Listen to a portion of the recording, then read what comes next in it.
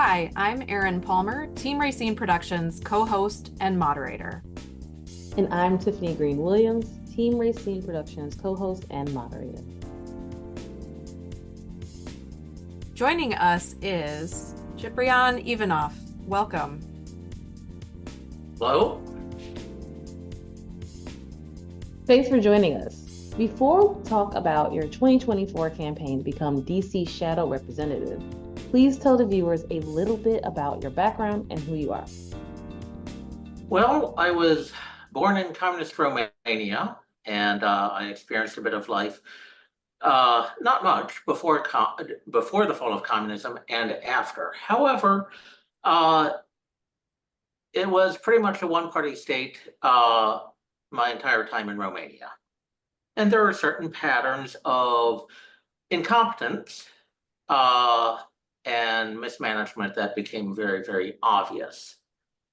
So I look at DC, I see much of the same thing. So my life experiences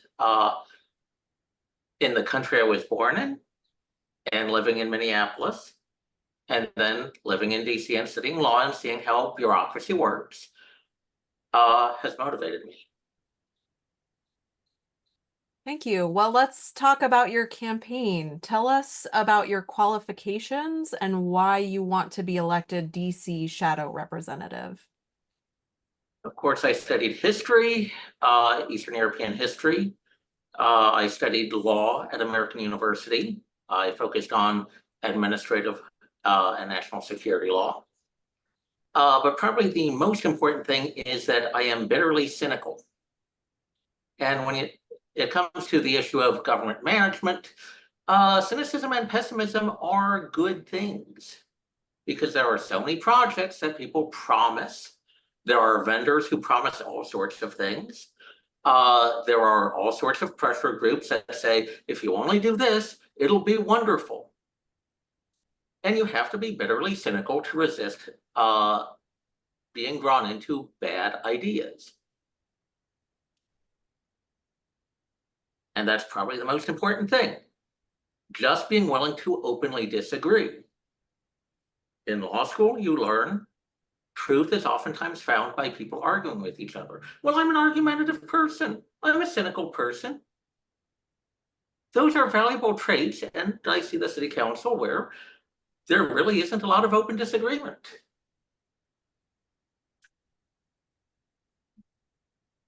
Really interesting. Okay. Well, can you share what your views are on DC home rule and DC statehood? As American citizens, a degree of self-government is a good thing. Local things should be handled by local people.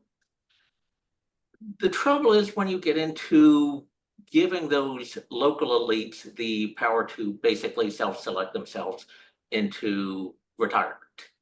And there's a lot of people who kick around local government and who don't have any real pushback. And in a normal jurisdiction, like say Minnesota, there's enough pushback at the state and local level that people just don't clog up the system until retirement. DC is a very small town, and it comes with small town problems. And that means you have local elites who can basically control all sorts of things for good or ill, but I think recently has been for ill. And giving them another layer of unaccountability would be disastrous. Local rule is good. The insulation from oversight that would be statehood is a bad thing. Thank you. Well, you are the 2024 Republican nominee challenging the incumbent, who is a Democratic Party nominee running for his third term. For some political context, less than 6% of voters in DC are registered Republicans, and the last Republican elected in DC was Carol Schwartz, who, full disclosure, is a friend of Rayceen Pendarvis and is also no longer a Republican. Why are you a Republican, and do you endorse the Republican candidate for president? Well, one, I know my odds. I do not expect to win. At the very least, I can be a protest vote. Uh, even if I believed in the principles of the Democratic Party, I could not join the Democratic Party as it is locally because one-party rule has resulted in a degree of dysfunctional behavior. Any cause must have debate and be challenged, or it simply degenerates into a conflict of personalities and cliques and lobby groups.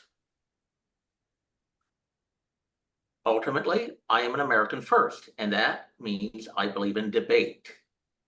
And in order to have a healthy debate in a very deep blue area like DC, you need to belong to a minority group in order to challenge it. I also believe in basic conservative values, so I really am a sincere Republican, but I also believe that so many things would be better if there was a healthier intellectual debate.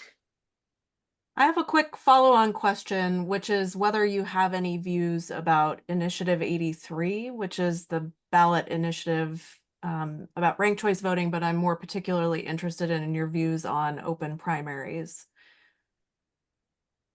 Open primaries can be very easily manipulated to destroy trust in a party process. And they can be very easily used to maintain one main party control. I think it's a bad idea. There's a lot of people who have hope that it might open things up, but I am wildly skeptical of that. Pretty much everybody who does disagree with a lot of the cliques in power in DC has already registered as a Democrat. So the effect of it would be very minimal in how things would actually be run. As for ranked choice voting, it benefits the faction that is most able to ensure its people get consistent messaging about how to rank their votes and who can maintain a degree of unanimity or homogenous views. That becomes a race to be more controlling of followers rather than more open to debate. So it can break up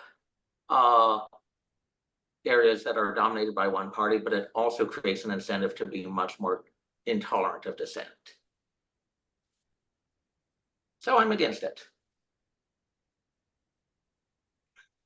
Thank you for sharing. The next question is, when does voting begin? Early voting begins soon, although I will be voting on Election Day in November. Thank you.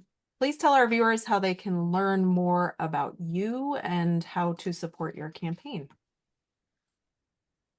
I am most active on Twitter, and there's my Twitter handle on the screen right there. My website is home.ivanof4dc.com. That's a bit slicker of a website, but I am most active on Twitter. Viewers, please look in the description below for links. Thank you for spending some time with us.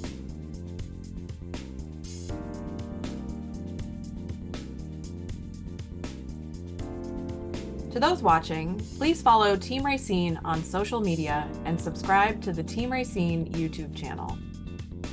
Viewers, thank you for watching.